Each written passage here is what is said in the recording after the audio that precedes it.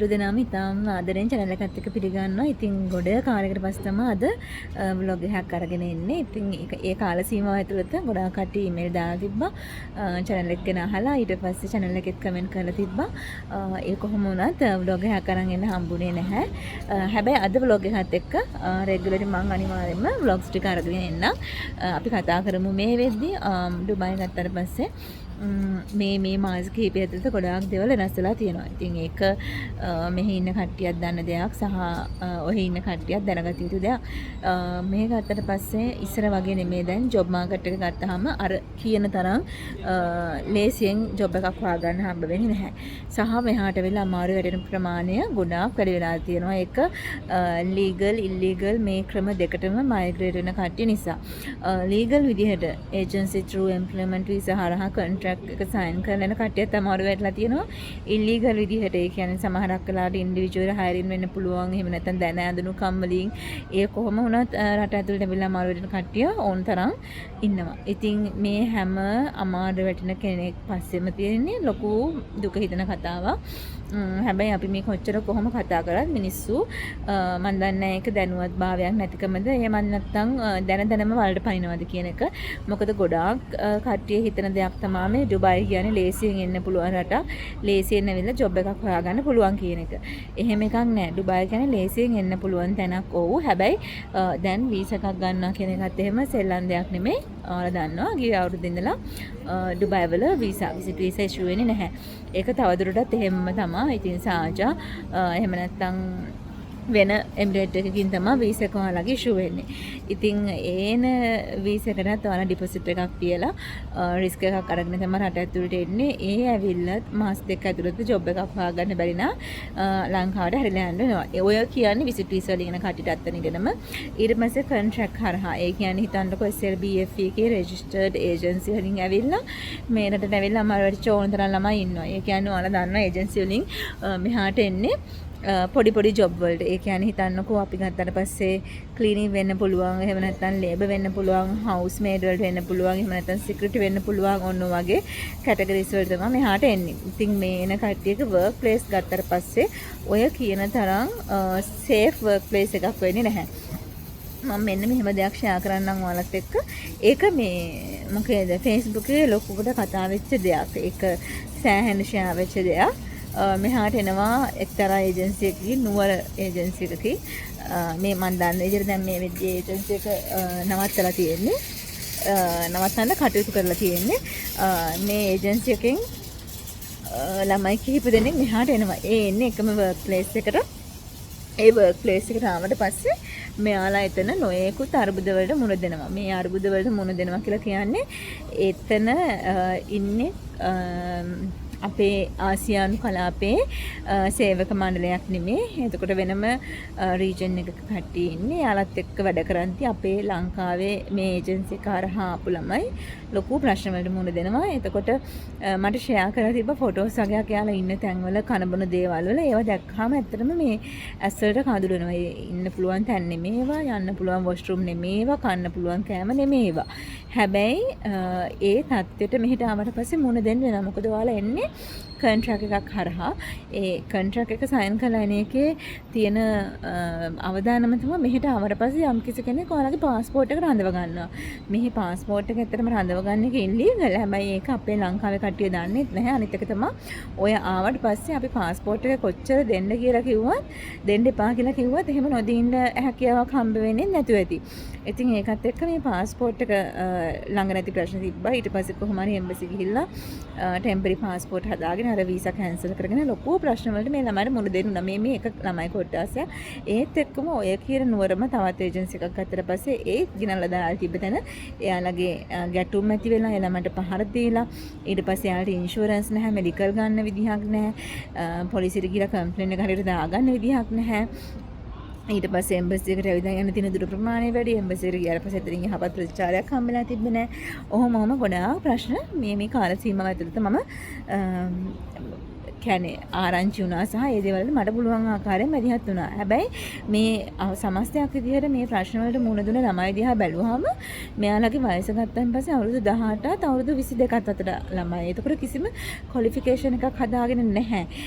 අඩුම හිතන්නකො අපි කියනෝනේ අර ඩ්‍රොප් වෙන ළමයි නෝ ඕඩලින් ඩ්‍රොප් වෙන ළමයි කොට්ටාසේ අපිට ඉස්සර අපි දන්නවා මේ ඉස්සරන් මේ දැනුත් ඒ දේවල් ඊටතදී හොඳට තියෙනවා.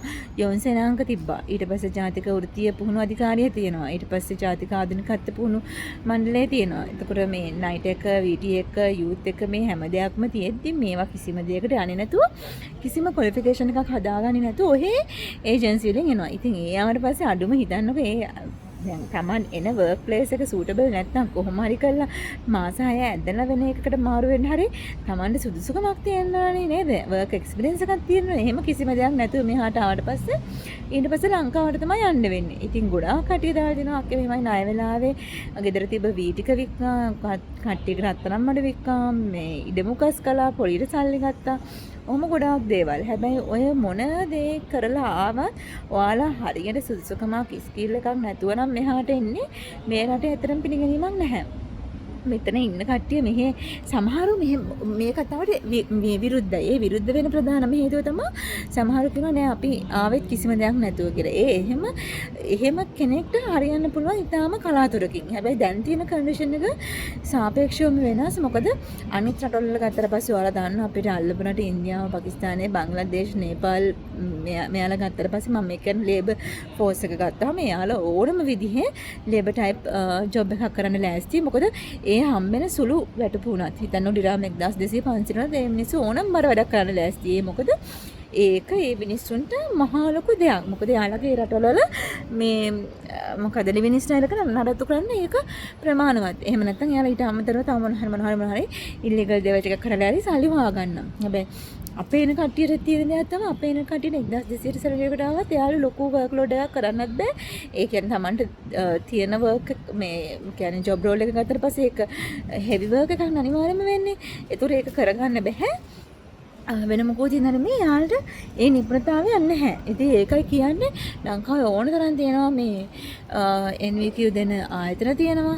ඒක ඒ වගේ තැනකට ගිහිල්ලා තමන්ගේ අඩුම බේසික් ක්වොලිෆිකේෂන් එක හදාගෙන වර්ක් එක්ස්පීරියන්ස් එක හදාගෙන එන රටකට. එහෙම නැතුව මෙහාට අර යන්නම් මාලේ අර තියෙන ඩුබායි අර ඉන්නේ අබුඩාබි එයා තියෙන ඩුබායි වල තවත් කොහෙද දිහාවක මංත් යනවා මෙහෙමයි කියලා ඉතින් එන්න එපා. මොකද මේ රටවලට වෙලා ඉන්න මිනිස්සුන්ගේ ජීවිත ගත්තට පස්සේ හැමෝම යන්නේ අර ලංකාවේ කියන්නේ අපි අර මොකක් හරි කොහොම හරි අර ඊළඟ මාසේ නඩත්තු කරනවා අන්න එහෙම ගත්තා මෙහි ඉන්න බහුතරයක් කරන්නේ මුල් අවුරුදු 2-3 කියන්නේ ඒක අර නිකන් ට්‍රාන්සිෂන් පීරියඩ් එකක් නේ. ඒක හරි අමාරු කාල සීමාවක්. ඒක පොඩි රෝල් එකේ ඉඳලා යම් කිසි මට්ටමක සැලකිය යුතු රෝල් එකක් දක්වාම එහෙම තමයි. Taman ආසා කරන ලයිෆ් ස්ටයිල් එකක් නඩත්තු කරන්න සෑහෙන ලොකු කැපකිරීමක් මේ රට ඇතුලේ කරන්න වෙනවා. ඉතින් ඒක තේරුම් ගන්නේ නැතුවට මොකද ඉතින් කරන්නේ?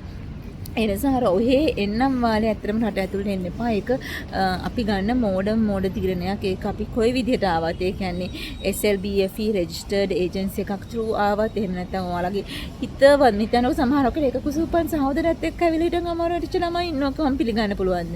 තමන්ගේ මේ අම්මා ගෙනල්ලා දුව අමාරු වෙච්ච ළමයි ඉන්නවා කිව්වම හිතා ගන්න පුළුවන්ද? අම්මා දුවව ගන්නවා මෙහාට වැඩ කරන්න කියලා. අන්තිමට අම්මා නැහැ දුව තනි වෙනවා. අම්මා සමහරක් වෙලාවට දුවගෙන් මීසකට ගත්ත සල්ලි ඉලනවා වෙන්න පුළුවන්. ඔහොම දේවල් ඔහොම කතන්දර අනන්ත ප්‍රමාණයි මේ රට ඇතුලේ. ඉතින් එහෙම බලන පස්සේ හිතන්නකො දැන් අපි දන්නවා අපේ දෙමව්පියන් අතර අපි අතර තියෙන බැඳීම් මොකක්ද කියලා. හැබැයි එහෙම හැමෝම ළඟම මේ බැඳීම් කියන දේවල් නැහැනේ. සමහරක් සහෝදරයෝ ඉන්නවා.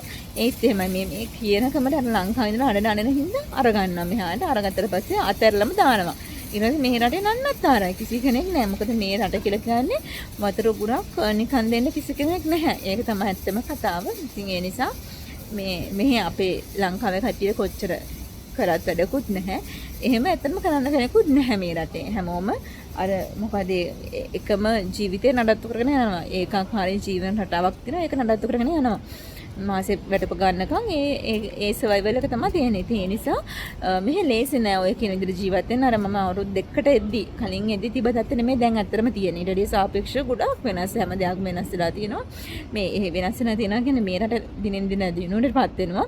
හැබැයි අපේ මිනිස්සු කරන අර ජාවාරා මේ දේවල් ඔක්කොම මේ වැඩි වෙලා තියෙනවා. මොකද මෙහි ජීවත් වෙන අයගේ ලයිෆ් ස්ටයිල් එක නඩත්තු කරන්න ලොකුවට සල්ලි ඕන. මොකද මෙහි හැමදේම හිතන්නකො ඉස්සර ෆ්‍රී පාකින් කොහේ හරි තිබ්බනම් දැන් ෆ්‍රී පාකින් නැහැ. ඔක්කොම පේයිඩ් පාකින්. ඊට පස්සේ හවුස් රෙන්ට් ගත්තට පස්සේ ඒව ඔක්කොම ඉන්ක්‍රීස් වෙලා තියෙනවා. ඊට පස්සේ ග්‍රොසරිස් ගත්තට පස්සේ ග්‍රොසරිස්ත් එහෙමයි. ඒ කියන්නේ අවුරුදු දෙකකට එද්දි තිබ්බ මාස වියදමයි දැන් මාස වියදමයි බලද්දි අහසයි පොළොවේ වගේ. ඒතකොට මෙහි ඉන්න මිනිස්සු ඒ දේවල් ටික නඩත්තු කරගන්න එයාලා වෙන වෙන ආදායම උපාය මාර්ග හොයනවා. ඒ හොයද්දි ගොදුරු බවට පත් වෙන්නේ ලංකාවේ මිනිස්සු.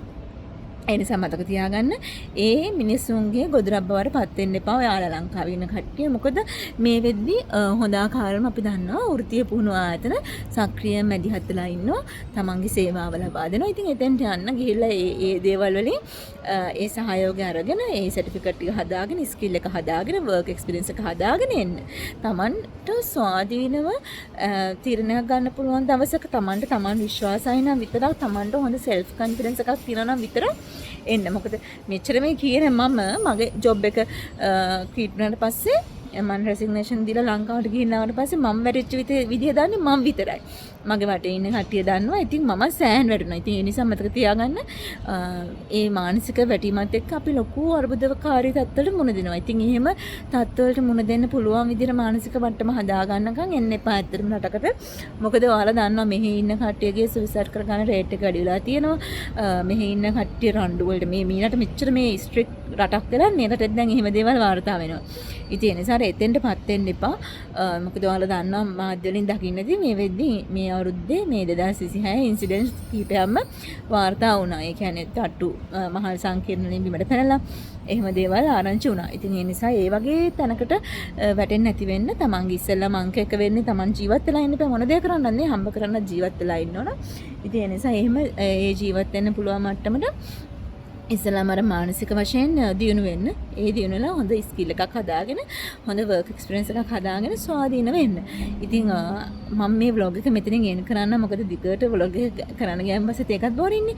ඒ නිසා හැබැයි මම රෙගුලරි අනිවාර්යෙන්ම vlogs ටික දාන්න. මොකද මාස 4ක් විතර 5ක් විතර මම YouTube එක පැත්ත පරාතේ ආවේ නැහැ. ඉතින් ඒකත් එක්ක කිසිම දෙයක් ඒ සම්බන්ධයෙන් හිටියෙම නැහැ. හැබැයි මේ වෙනකන් channel එකත් එක්ක හිටපු ඔයාලා හැමෝටම ගොඩක් ස්තුතියි. subscribe කරලා තිබ්බ කට්ටියට සහ vlog දාන්න කියලා කියපු කට්ටියට ඔන්න දැන් ඉඳලා රෙගුලර් මම මගේ වීඩියෝස් ටික අප්ඩේට් කරගෙන යන්නම්. මෙහි වෙන දේවල් එක්ක මෙහි අප්ඩේට් වෙන දේවලුත් එක්ක අද මේ කතා කරේ බේසික් දේවල් ටිකක් විතරයි අපේ මිනිස්සු මොකද්ද රැවටෙන එක වළක්වන්න. ඉතින් ඊළඟ vlog එක අරගෙන යනකම් කට්ටියම පරිස්සමෙන් එන්න කලින් ගොඩාක් හිතන්න. හරි විදිහට විතර මේ රටට මයිග්‍රේට් වෙන්න. මොකද එහෙම නැත්නම් SLBF එකකින් ඔයාලා රෙජිස්ටර් වෙලා ආව නැත්නම් එහෙම ඔයාලා මෙහි මොකක් හරි කරදරයකට මුහුණ දුන්නොත් එහෙම මේෙහිදී ඔයාලා වගකීම ගන්න කිසිම කෙනෙක් නැහැ.